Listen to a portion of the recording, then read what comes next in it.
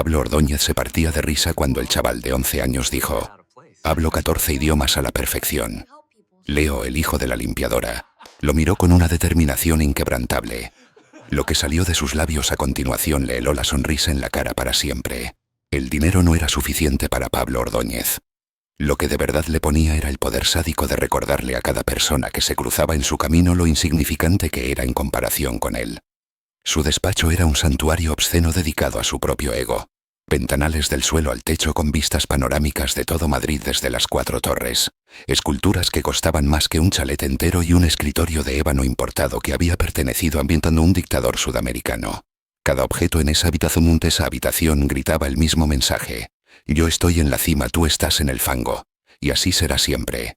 Antes de continuar me gustaría saber, ¿de qué país están viendo este video? Escriban en los comentarios y veamos qué país es el más activo. Señor Ordóñez.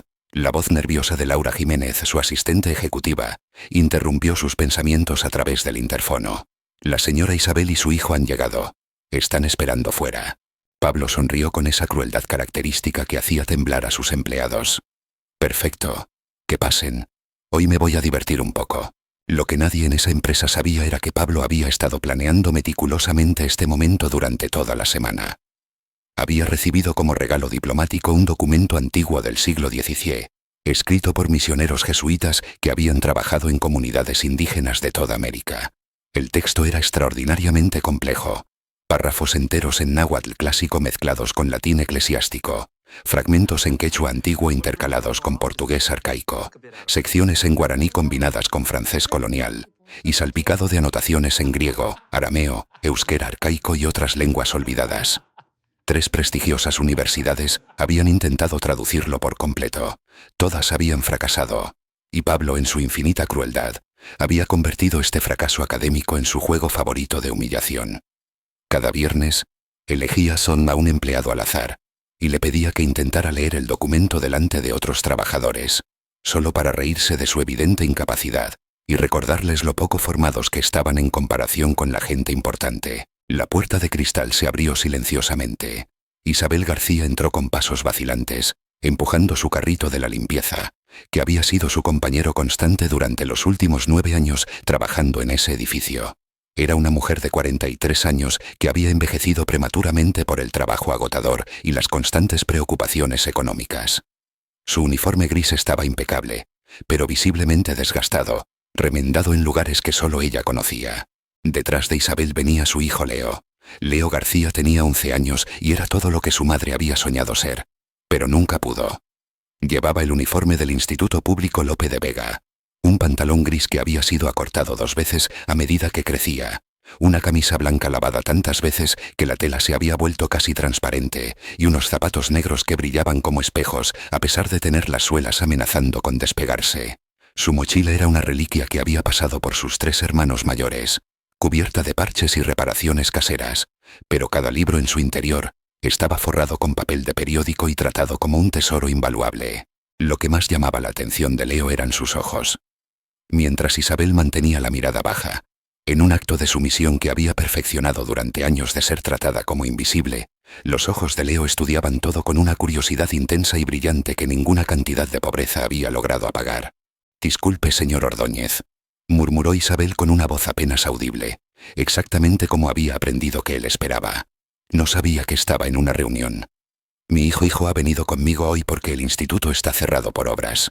Podemos volver más tarde si lo prefiere». «No, no, no». Pablo la interrumpió con una risa que sonó a cristales rotos. «Al contrario, esto va a ser absolutamente entretenido».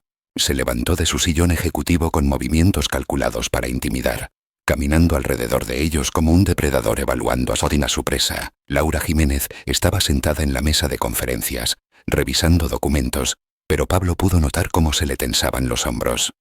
Había presenciado estos espectáculos antes y siempre la hacían sentir profundamente incómoda. «Isabel, dile a tu hijo qué es lo que hace mamá aquí todos los días», ordenó Pablo con una voz cargada de un veneno dulce. «Leo ya lo sabe, señor. Limpio las oficinas y los baños de dirección», respondió Isabel con los nudillos blancos de tanto apretar el mango del carrito. «Exacto. Limpia baños». Pablo prácticamente gritó las palabras, como si fueran lo más hilarante del mundo. Y dime, Isabel, ¿qué nivel de estudios tienes?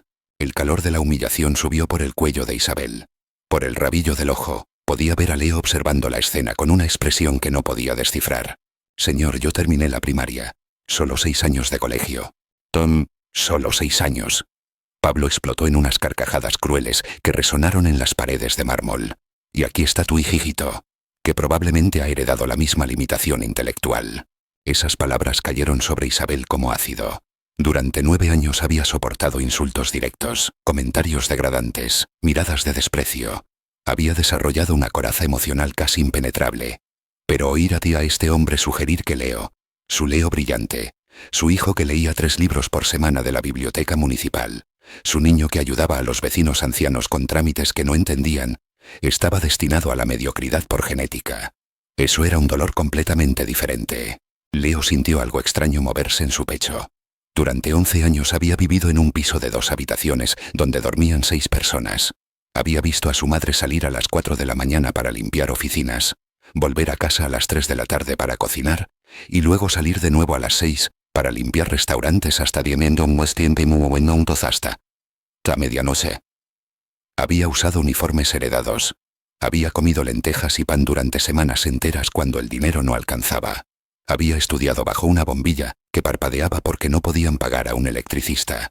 Pero nunca, ni una sola vez, había visto a nadie humillar a su madre de una manera tan directa y cruel. Y algo dentro de él se rompió, no en el sentido de quebrarse, sino en el sentido de liberarse. De hecho, continuó Pablo disfrutando cada segundo de su sádico espectáculo, tengo algo perfecto para demostrar mi punto. Leo, acércate.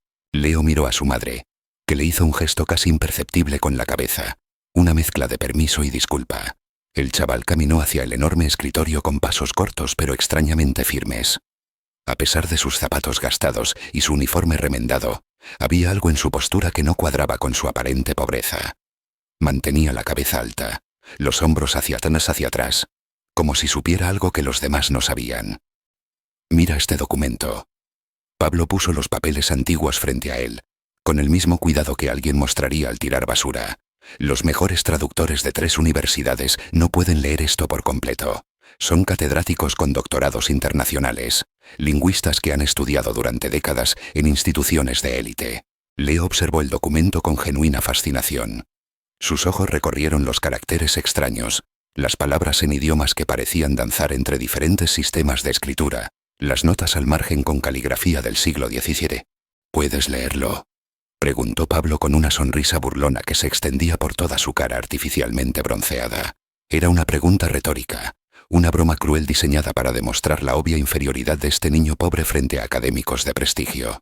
Para su sorpresa absoluta, Leo no apartó la mirada avergonzado.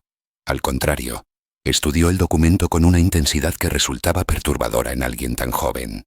Sus dedos, con las uñas cortas porque no había dinero para manicuras, manos que ayudaban a su madre a lavar la ropa a mano cada fin de semana, trazaron las líneas del texto con una reverencia casi religiosa. ¿Puedo intentarlo, señor?, respondió Leo finalmente, su voz baja pero firme. Pablo soltó una carcajada que hizo que hasta Laura se estremeciera en su asiento. «Oh, esto va a ser memorable. Un chaval de 11 años de una familia de limpiadores va a intentar leer lo que catedráticos universitarios no pueden. Isabel, espero que estés grabando esto mentalmente para contárselo a tus otros hijos». Se giró hacia Laura con una sonrisa cómplice. «Laura, tú fuiste hacia la Universidad de Comillas, ¿verdad? Una de las mejores universidades privadas de España. Dile al niño cuántos idiomas hablas tú». Laura Jiménez sintió náuseas. No quería ser parte de este circo cruel, pero sabía que contradecir a Pablo significaba arriesgar su trabajo, el trabajo que necesitaba para pagar la universidad de su hermano pequeño. «¿Hablo español, inglés o español inglés?» «Señor Ordóñez», respondió con voz tensa. «2 idiomas y te costó la carrera 40.000 euros». Pablo prácticamente bailaba de alegría con su propia crueldad. «Ahora, Leo, dinos, ¿cuántos idiomas hablas tú, con tu educación de instituto público gratuito?» El silencio que siguió fue tan absoluto que se podía oír el zumbido del aire acondicionado.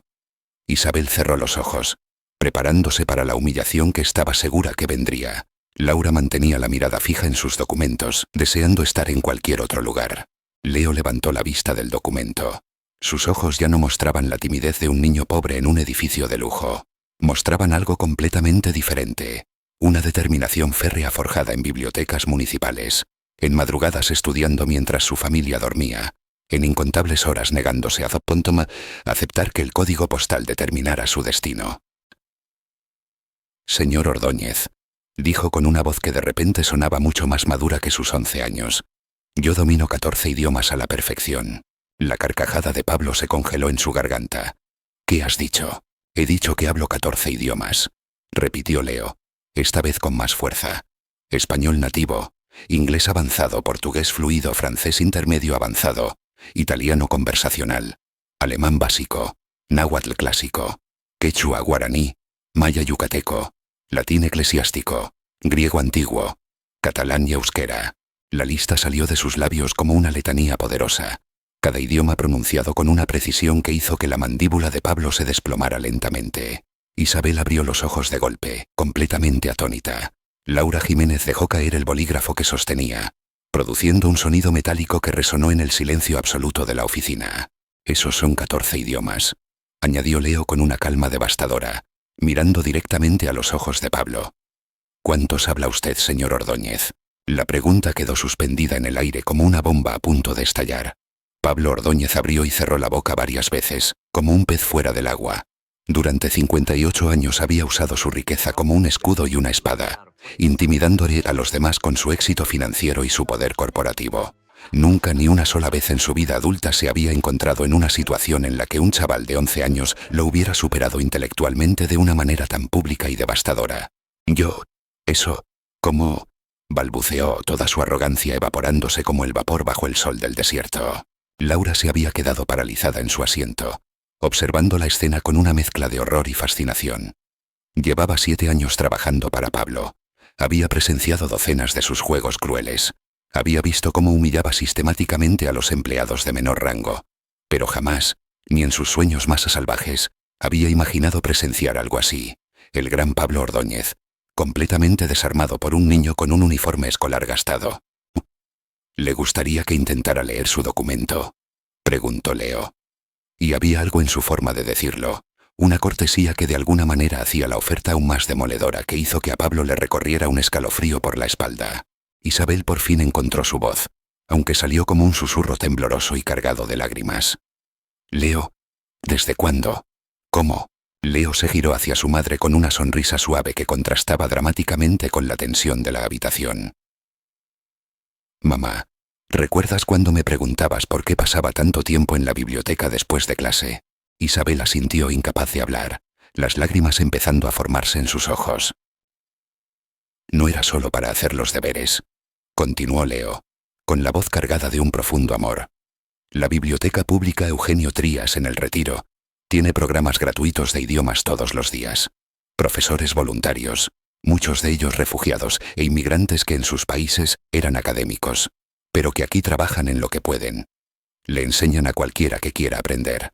Cada palabra era como una bofetada suave pero implacable en la cara de Pablo. Se dio cuenta de que mientras él había estado presumiendo de sus conexiones con instituciones educativas de élite, gastando cientos de miles de euros en donaciones benéficas que servían principalmente para poner su nombre en placas doradas, este niño había estado construyendo silenciosamente un conocimiento extraordinario a través de recursos completamente gratuitos, al alcance de cualquiera con curiosidad y determinación. Imposible. Encontró por fin Pablo su voz, aunque sonaba estrangulada y débil. Hablar algunos idiomas básicos no es lo mismo que... No puedes, de verdad. ¿De verdad qué, señor Ordóñez? Lo interrumpió Leo con una firmeza que parecía imposible en alguien de su edad. ¿No puedo de verdad leer un documento que sus expertos universitarios pagados no pudieron descifrar? ¿Es eso lo que iba a decir? El silencio que siguió fue tan denso que se podía cortar con un cuchillo. Pablo sintió un sudor frío formándose en su frente a pesar del aire acondicionado perfectamente calibrado de su oficina. Por primera vez en décadas, estaba experimentando algo que había olvidado por completo. Miedo. No miedo físico, sino algo mucho más profundo y aterrador. El miedo a que toda su identidad, cuidadosamente construida, estuviera a punto de ser demolida por un niño que no tenía ni una milésima parte de su riqueza material. Señor Ordóñez. La voz de Leo cortó sus pensamientos de pánico. Mi mamá trabaja 16 horas al día limpiando oficinas y baños para que mis hermanos y yo podamos estudiar. Nunca se queja. Nunca habla mal de la gente que la trata como si fuera invisible. Siempre encuentra tiempo para ayudarme con los deberes, aunque esté completamente agotada. Isabel se llevó una mano temblorosa a la boca, ahogando un sollozo. ¿Sabe lo que me ha enseñado mi mamá que es más valioso que todos sus millones?, preguntó Leo. Y ahora había fuego en sus ojos. No de ira, sino de una pasión ardiente por la justicia.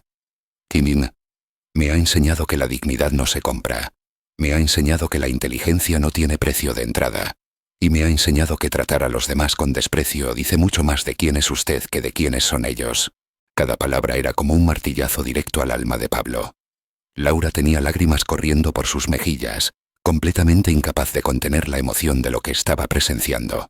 Había visto a Pablo destruir a gente durante años, y ahora estaba viendo a un chaval de 11 años defender no solo su propia dignidad, sino la de su madre, con una elocuencia y un poder moral que ningún abogado de empresa caro podría igualar. «Pero usted no me ha preguntado por valores, ¿verdad, señor Ordóñez?», continuó Leo, su voz adquiriendo un filo de acero. «Usted me ha preguntado si podía leer su documento. Pensó que sería divertido humillar a un niño pobre delante de testigos, igual que lleva años humillando a mi madre». Pablo sintió como si cada palabra fuera un látigo invisible golpeando su conciencia. ¿Cómo sabía este niño de años de humillaciones? ¿Cuánto le había contado Isabel? ¿Cuántas veces había llorado este niño escuchando a Somba de que tocó tanto a su madre describir otro día de ser tratada como menos que humana? «Así que le voy a hacer una propuesta, señor Ordóñez», dijo Leo. Y ahora había algo absolutamente formidable en su postura, a pesar de sus zapatos gastados y su uniforme remendado. «Voy a intentar leer su documento. Y cuando lo haga, no sí, sino cuando, usted va a tener que enfrentarse a Zofkige. Y algo a lo que probablemente nunca se ha enfrentado en su vida». «¿Qué? ¿A qué?», susurró Pablo, aunque una parte de él ya sabía la respuesta y la temía con cada fibra de su ser.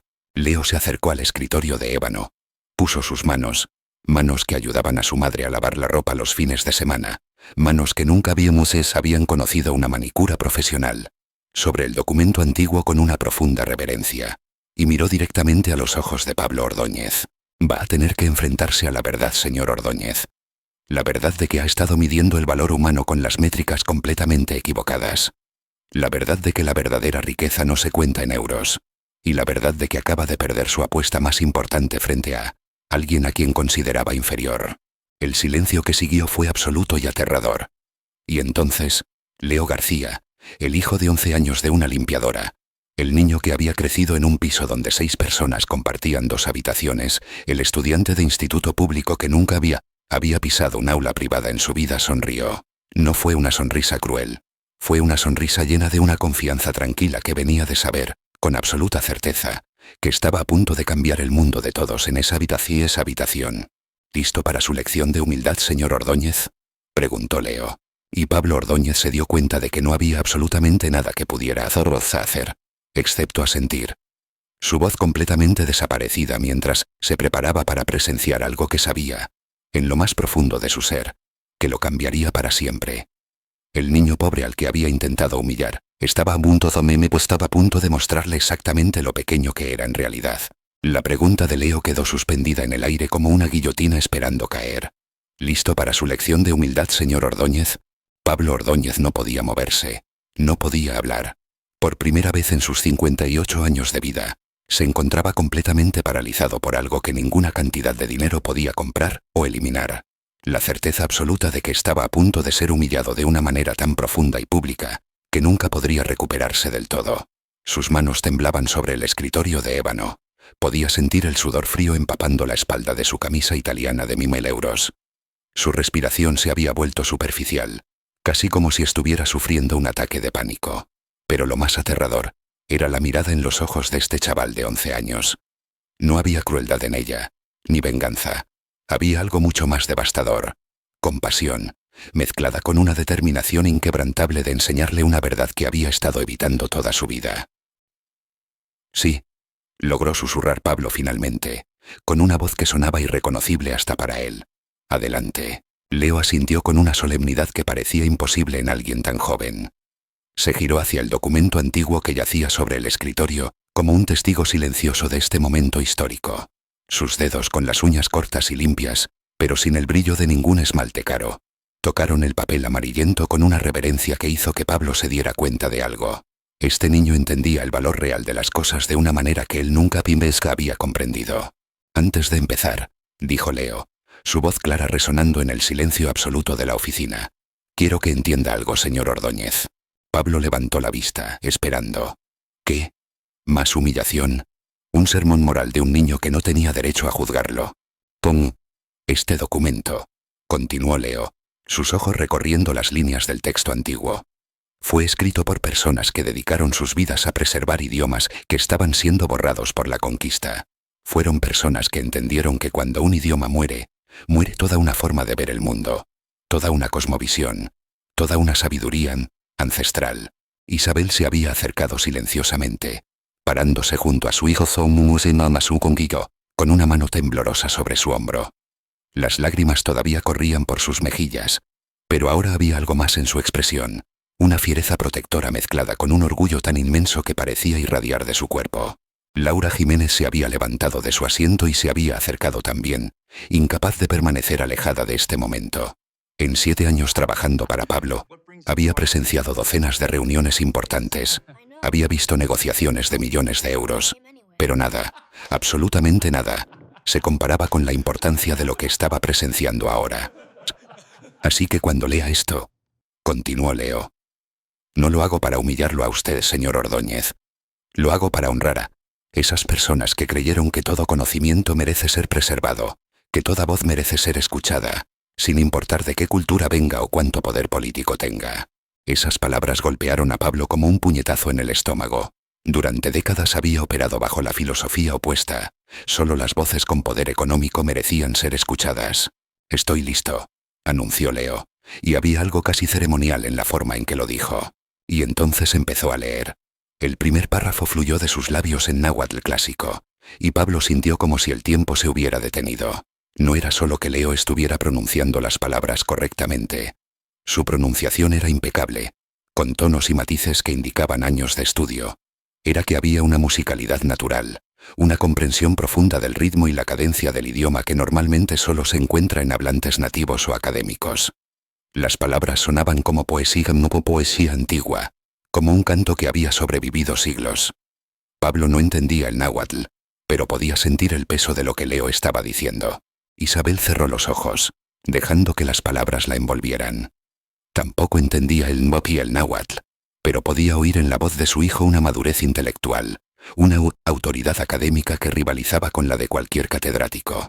Laura se llevó una mano al corazón. Había estudiado en una de las universidades más prestigiosas y caras de España, y en ese momento, escuchando a este niño pobre demostrar un conocimiento que superaba todo lo que ella había aprendido en 5 años de universidad, sintió una admiración tan profunda que casi dolía.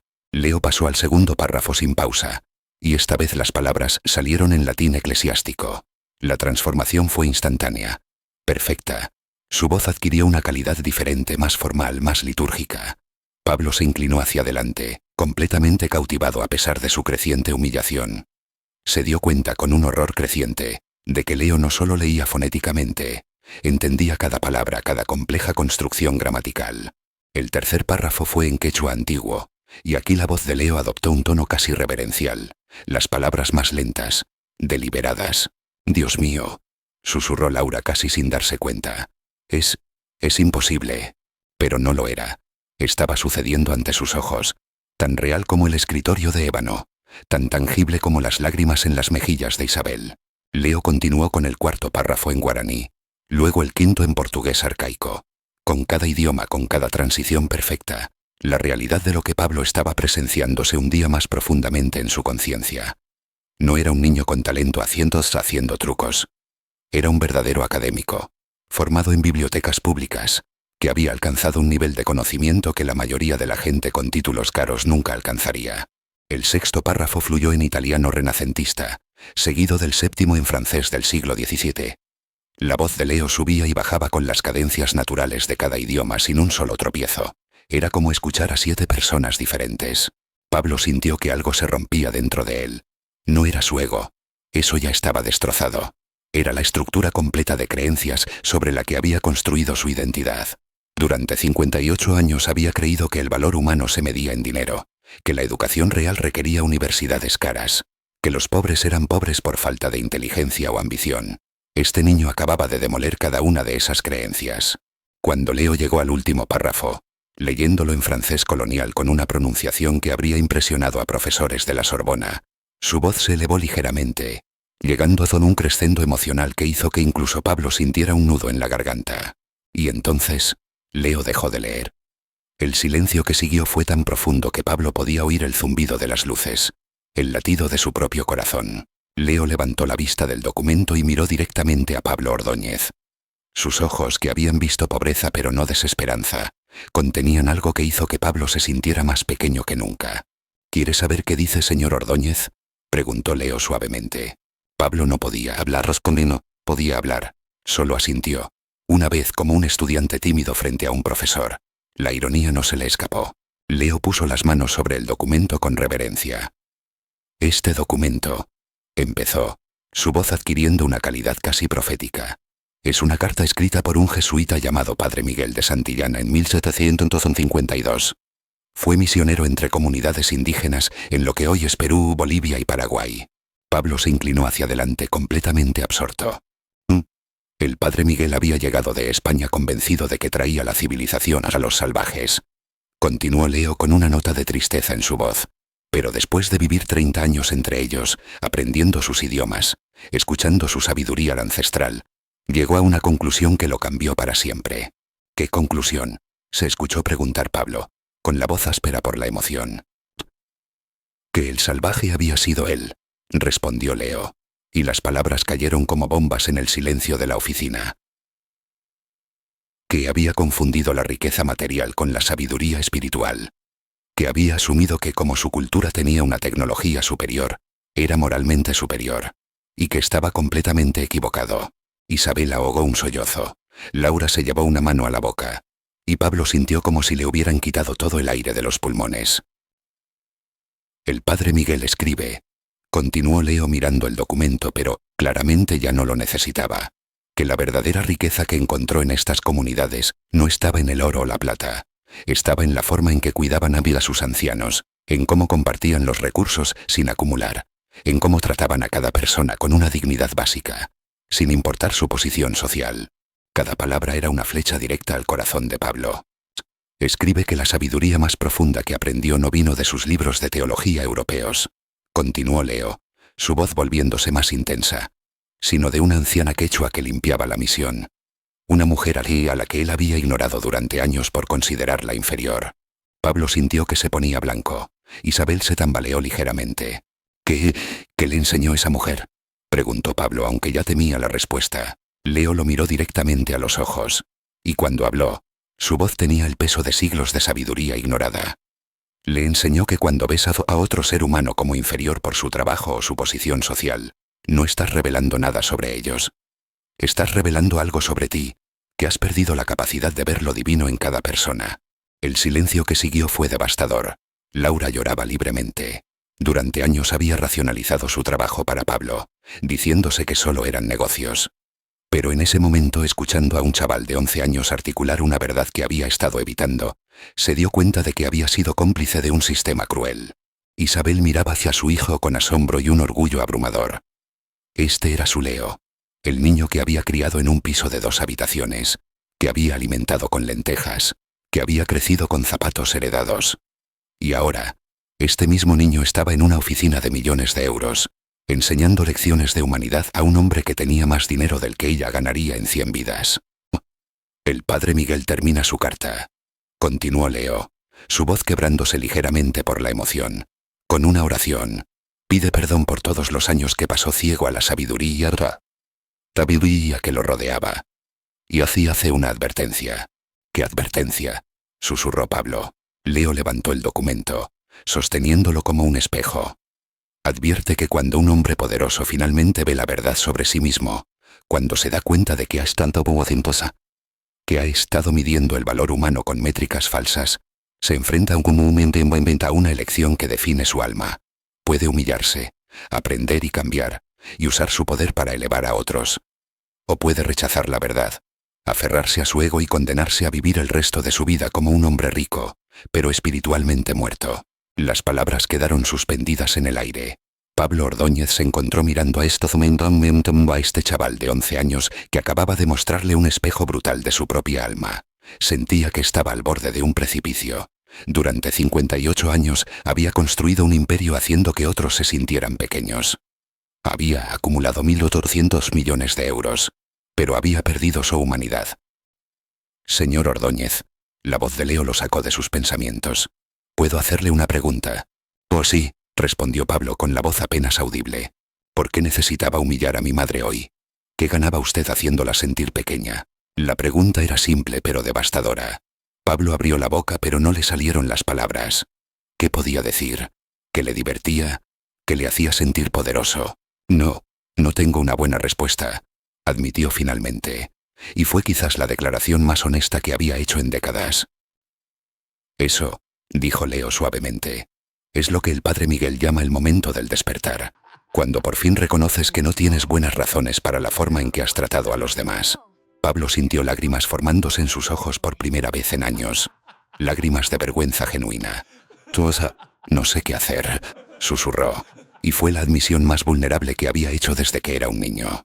Leo se acercó a él.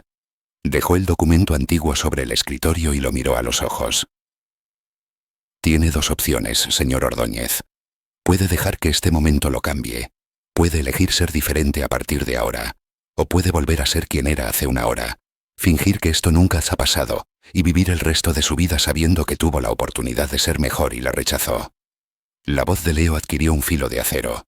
Si elige cambiar no será fácil. No puede simplemente decir que lo siente. El cambio real requiere acciones reales. Requiere humildad. Requiere reconocer que hasta sí he estado equivocado en casi todo lo que importa. Pablo asintió lentamente. Y hay algo más que necesita entender, añadió Leo mirando a su madre. Mi mamá lleva 9 años limpiando sus oficinas. 9 años siendo invisible para usted. 9 años siendo tratada como si no fuera del todo humana.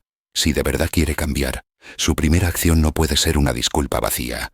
Tiene que ser algo que demuestre que por fin la ve como una persona completa, con una dignidad y un valor que no tienen nada que ver con lo bien que limpia los baños. Pablo miró a Isabel. La miró de verdad. Por primera vez en 9 años. Vio las arrugas prematuras en su rostro. Vio sus manos ásperas. Vio sus ojos, que habían mantenido la dulzura y la esperanza a pesar de todo. Y se dio cuenta de algo que lo golpeó con más fuerza que nada. Isabel no era solo la limpiadora. Era una madre que había criado a un genio. Una mujer que había mantenido su dignidad en circunstancias imposibles. Una líder silenciosa. Isabel, dijo Pablo con la voz quebrada. Fue la primera vez que pronunciaba su nombre en 9 años. Lo siento por todos estos años. Por ser tan ciego, tan cruel, tan completamente despreciable. Isabel lo miró sorprendida. Pero tienes razón, Leo. Continuó Pablo girándose hacia el niño que acababa de cambiar su vida. Una disculpa no es suficiente. Necesito demostrar con acciones que esto es real. ¿Y cómo va a hacer eso, señor Ordóñez?, preguntó Leo, y había algo en su tono que sugería que ya tenía ideas. Pablo pensó un largo momento, sintiendo el peso de las miradas de las 3 personas en la habitación. Y entonces, tomó una decisión.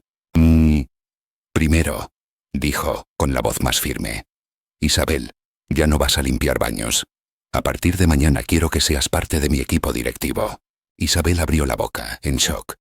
Laura dio un paso adelante. Y Leo simplemente observaba.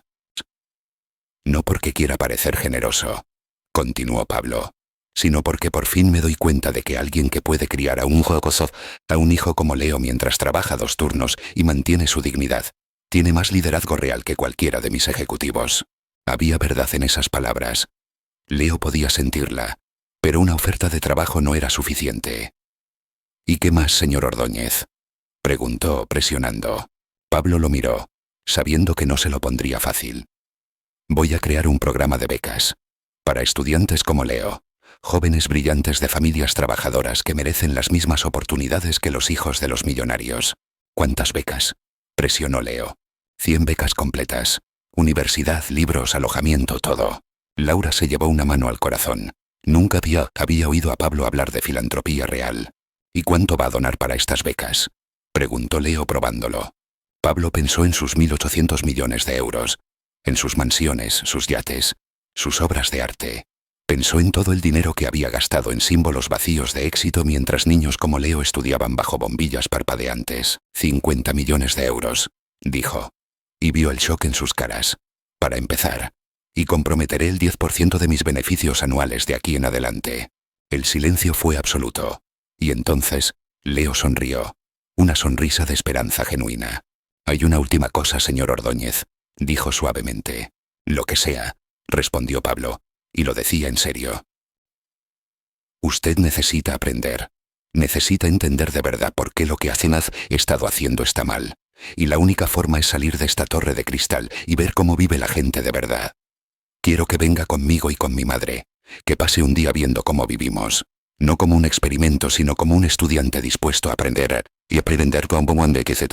La propuesta era radical. El primer instinto de Pablo fue rechazarla. Pero entonces, miró a los ojos de Leo y se dio cuenta de que esta era la prueba que necesitaba pasar. ¿Cuándo?, preguntó. Mañana. Y una advertencia, señor Ordóñez. No va a ser cómodo.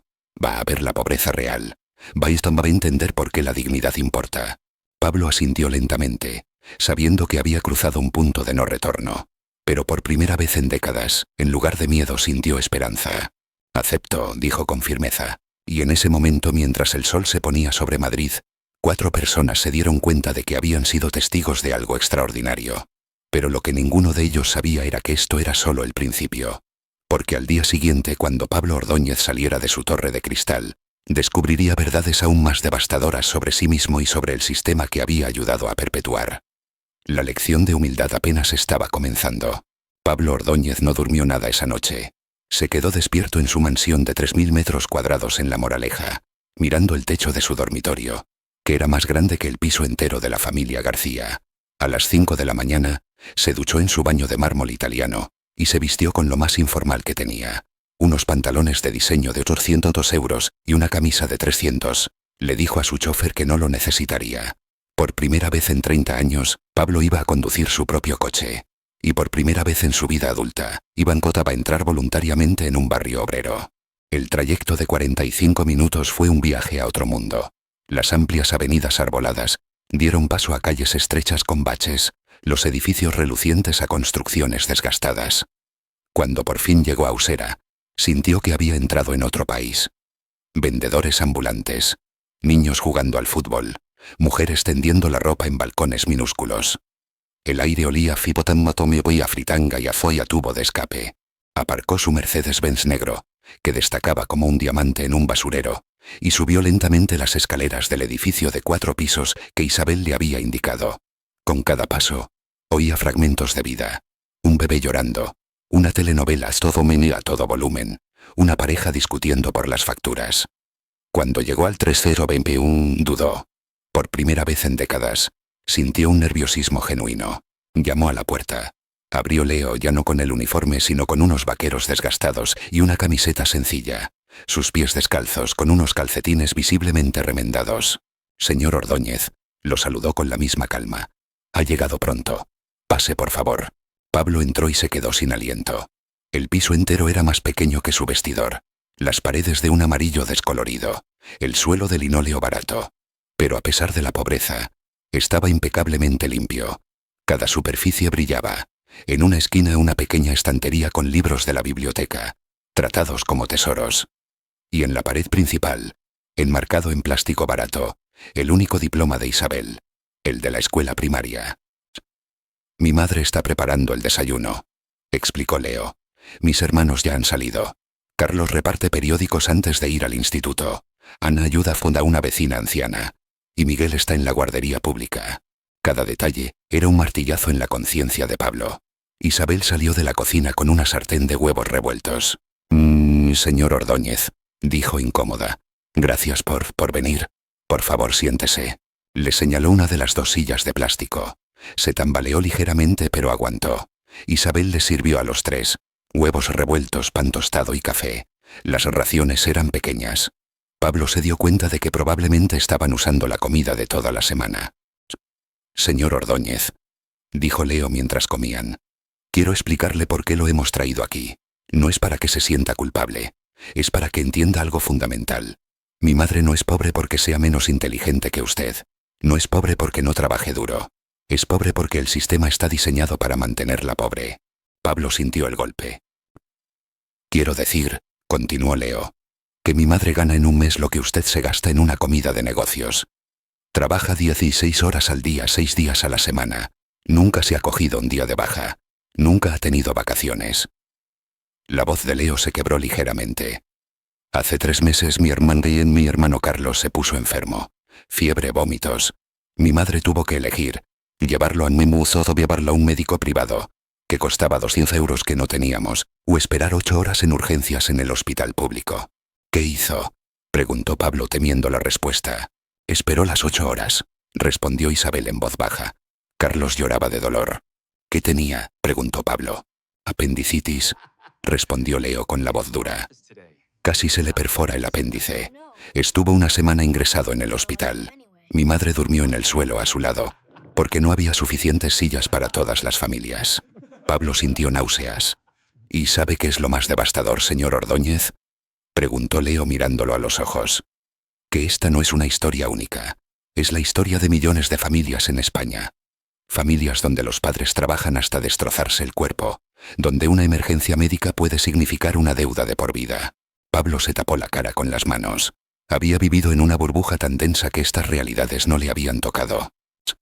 Y durante todo este tiempo, continuó Leo implacable, mientras mi madre limpiaba sus baños, usted se gastaba más dinero en relojes y obras de arte del que ella ganará en 10 vidas. No porque los necesitara, sino porque podía. Leo, ya es suficiente, ¿no?, dijo Isabel. Tumbía. No, mamá. No es suficiente. El señor Ordóñez tiene que entender que cada vez que humillaba y también a alguien como tú, estaba perpetuando un sistema que mantiene a millones de personas atrapadas en la pobreza. Pablo levantó la cabeza, con lágrimas corriéndole por las mejillas. Tienen razón. Tienen toda la razón. No tengo excusa. Elegí no saber. Señor Ordóñez, ¿cuánto les pagan a las personas que limpian sus edificios?, presionó Leo. No lo sé exactamente. Mi departamento de recursos humanos. ¡Ay! Exacto. No lo sabe porque nunca le ha importado. Pero yo sí lo sé.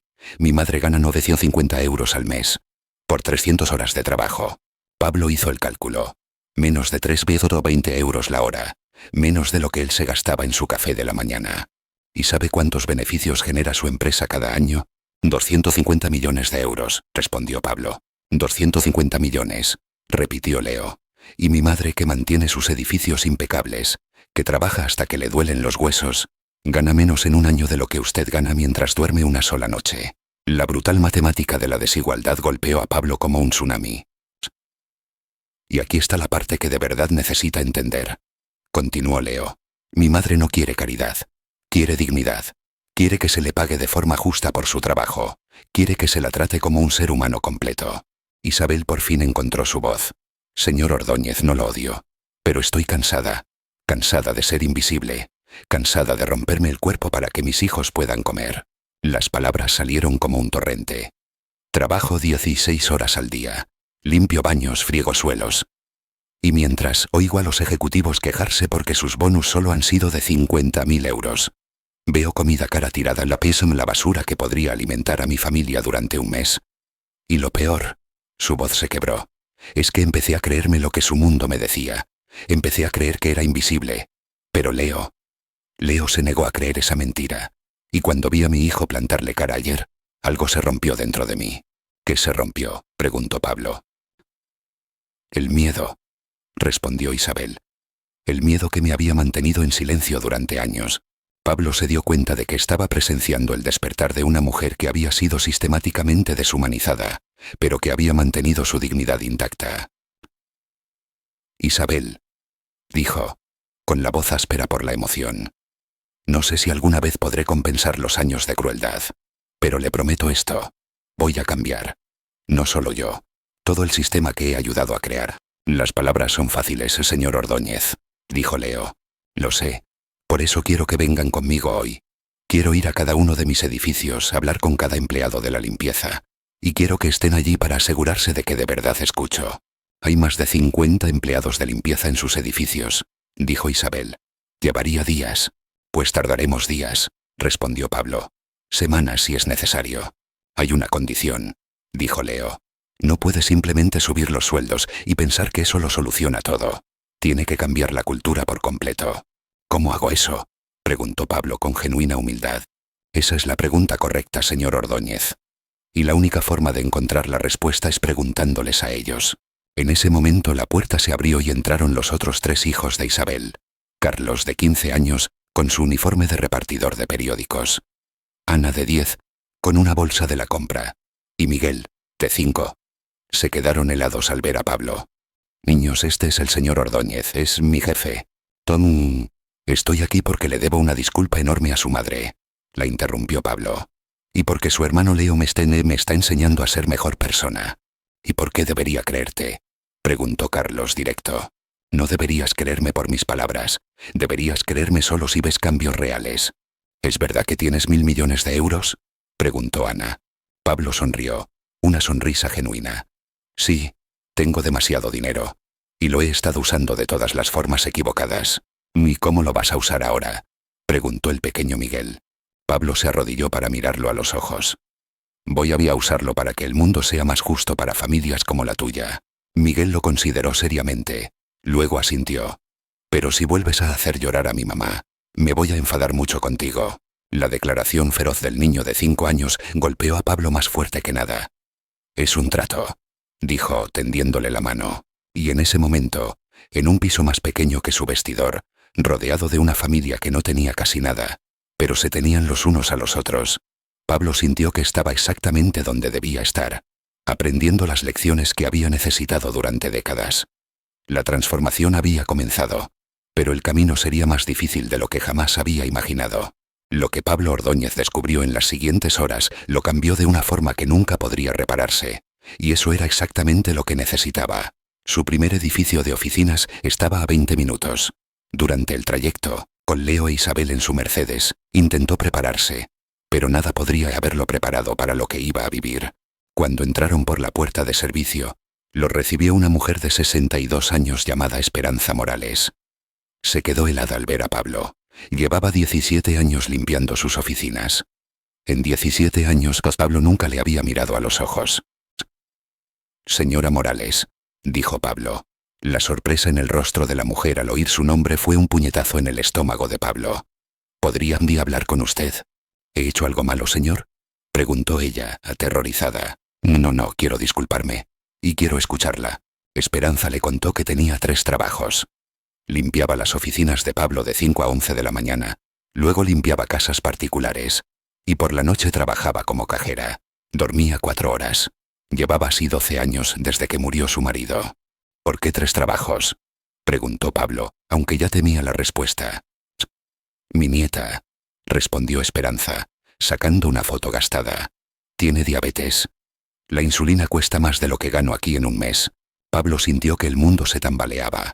Esta mujer de 62 años se estaba destrozando para pagar un medicamento que costaba menos de lo que él se gastaba en vino en una cena.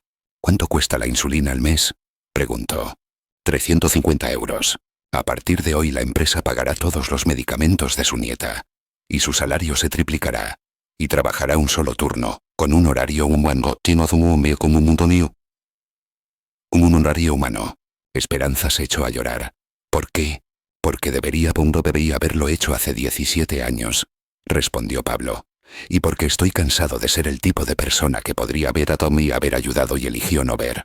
Luego conoció a Rosa, una madre soltera que caminaba 2 horas cada mañana porque no podía permitirse el transporte público. Luego a Patricia, a Guadalupe, a Juana. Cada historia era diferente, y cada historia era la misma. Mujeres trabajadoras, sistemáticamente explotadas por un sistema que él había creado. Señor Ordóñez, dijo Leo esa tarde, ¿se da cuenta del patrón? Todas son mujeres, mayores de 40 con enfermedades en la familia. Y todas merecían dignidad desde el primer día. Cuando llegaron al 4.º edificio, Laura Jiménez los estaba esperando. Señor Ordóñez, necesito hablar con usted, dimito. ¿Por qué? Porque poco he sido cómplice de su crueldad durante 7 años. Vi cómo trataba y vimos a Isabel y a las demás. Y nunca hice nada. El silencio ante la injusticia es complicidad. Todos estábamos atrapados en ese sistema, Laura, dijo Isabel. Pero yo tenía más poder que tú. Podría haberte defendido. Y ahora puedes. Intervino Leo. Señorita Jiménez, ¿qué sabe de la cultura de esta empresa que nosotros no sepamos? Lo que Laura reveló en los siguientes 20 minutos fue devastador. Acoso sexual encubierto, discriminación, brecha salarial. Un sistema completo de abusos que había florecido en la cultura de crueldad de Pablo. Dios mío, susurró Pablo. ¿Cuánto de esto sabía yo? Nada, admitió Laura. Porque construyó un sistema en el que las malas noticias nunca le llegaban. Pablo se sintió físicamente enfermo. Había creado un monstruo. Laura, no acepto tu dimisión. Te necesito. Necesito algo, necesito a alguien que conozca el sistema desde dentro. Que me ayude a destruirlo. Pero como una igual, no como una subordinada. ¿Por qué iba a confiar en mí? Porque has reconocido tu complicidad. Respondió Leo. Y eso requiere más valor que no haber cometido nunca un error. Al final de ese primer día Pablo había hablado con 23 empleados. Había llorado 7 veces. Había prometido cambios que costarían millones. Esa noche de vuelta en su mansión tomó una decisión. Llamó a su contable. Quiero venderlo todo. La casa de Marbella, el yate, los coches que colecciono. Quiero liquidar todo lo que no necesito y poner ese dinero en un fondo para los empleados. ¿De cuánto estamos hablando?, preguntó el contable alarmado. Unos 80 millones. Y quiero que esté disponible para emergencias médicas, para la educación de sus hijos, y para préstamos sin intereses para que puedan comprarse una casa. Señor Ordóñez, ¿está seguro? Es más de la mitad de sus activos líquidos. Completamente seguro. Y Bodemoni sabe qué es lo extraño. Por primera vez en 58 años, estoy absolutamente seguro de que estoy haciendo lo correcto. Cuando colgó, miró por la ventana. En algún lugar de ahí fuera Esperanza dormía sus 4 horas. Rosa preparaba la comida de sus hijos. Isabel ayudaba a Cimemaleo con los deberes bajo una bombilla bombulla parpadeante. Y Pablo Ordóñez, el hombre más rico del sector hotelero de América Latina, se dio cuenta de que había pasado 58 años construyendo un imperio, y que ahora por fin iba a usar ese imperio para algo que importaba. La revolución había comenzado. La mañana del anuncio público, Pablo se despertó a las 4 de la madrugada. El auditorio de su hotel más emblemático estaba abarrotado. En primera fila Isabel, Leo y todas las empleadas a las que por fin conocía. Damas y caballeros. Empezó, con la voz temblorosa. Hace 3 semanas, yo era un hombre completamente diferente. Era rico, poderoso, y absolutamente miserable.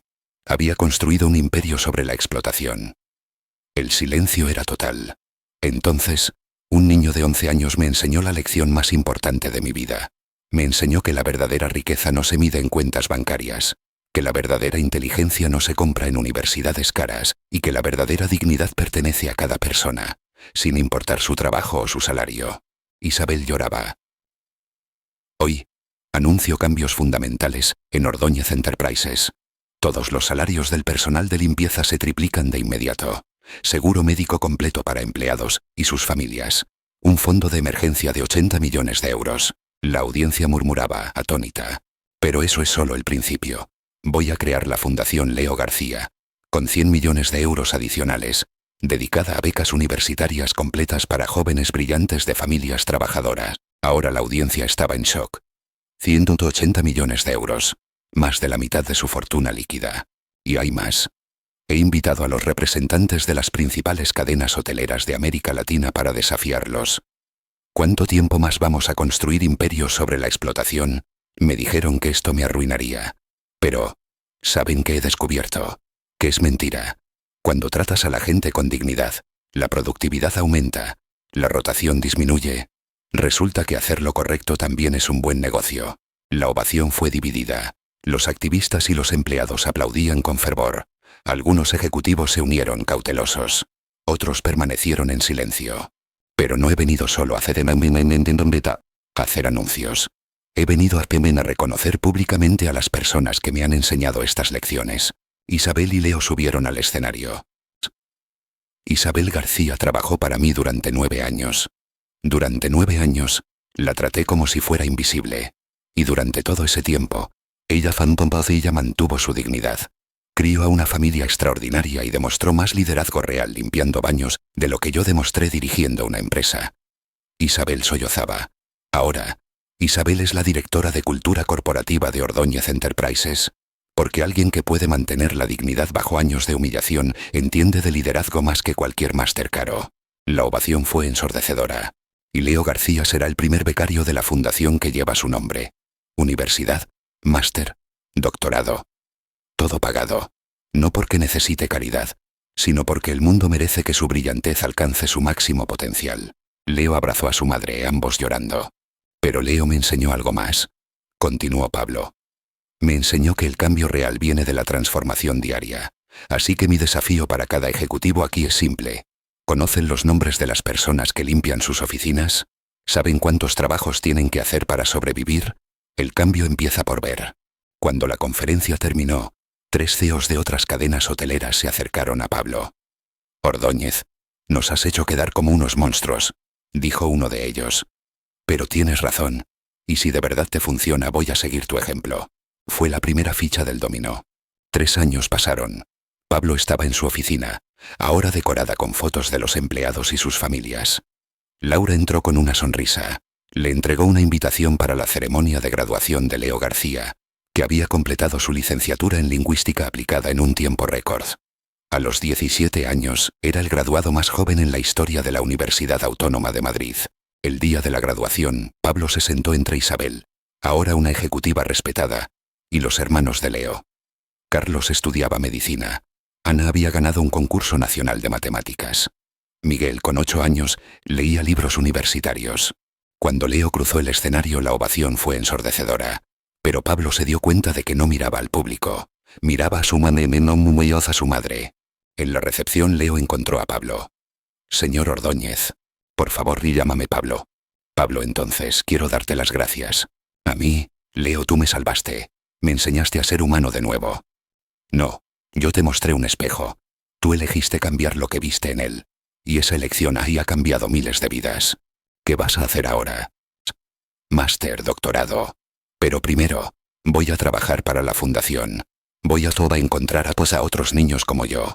Y me aseguraré de que tengan las mismas oportunidades. Eres extraordinario. No, respondió Leo, mirando a los demás becarios de la fundación. Todos somos extraordinarios. Solo necesitábamos que alguien nos viera. Y en ese momento Pablo Ordóñez comprendió la verdad final. Él no había salvado a Leo. Leo lo había salvado a él, y al hacerlo, había iniciado una revolución que seguiría creciendo mucho después de que ambos se hubieran ido. Porque cuando una persona elige usar su privilegio para elevar a los demás, las ondas de ese cambio se extienden infinitamente. ¿Recuerdas aquel día en tu oficina? Le preguntó Isabel. Cuando Leo dijo que hablaba 14 idiomas. Cada segundo. Ahora habla más de 14, dijo Isabel. Pero el idioma más importante que ha aprendido no está en los libros. ¿Qué idioma? Isabel lo miró. Con unos ojos que habían visto la pobreza pero nunca y habían perdido la esperanza. El idioma de la dignidad humana. Y usted también lo ha aprendido. Pablo abrazó a Isabel, ya no su empleada sino su amiga, su maestra, y mientras observaba a Leo reír con sus hermanos, supo con absoluta certeza que por fin había encontrado lo que había estado buscando durante 58 años. No la riqueza, ni el poder. Había encontrado un propósito. Había encontrado la redención. Había encontrado la verdad simple pero profunda de que cuando ayudas a otros a elevarse, te elevas con ellos. Y esa lección, enseñada por un chaval de 11 años que hablaba 14 idiomas y poseía una sabiduría de siglos, cambiaría el mundo, una vida a la vez. Gracias por escuchar. Por favor, comparte tus pensamientos, dale like a este video si te fue útil y suscríbete para más.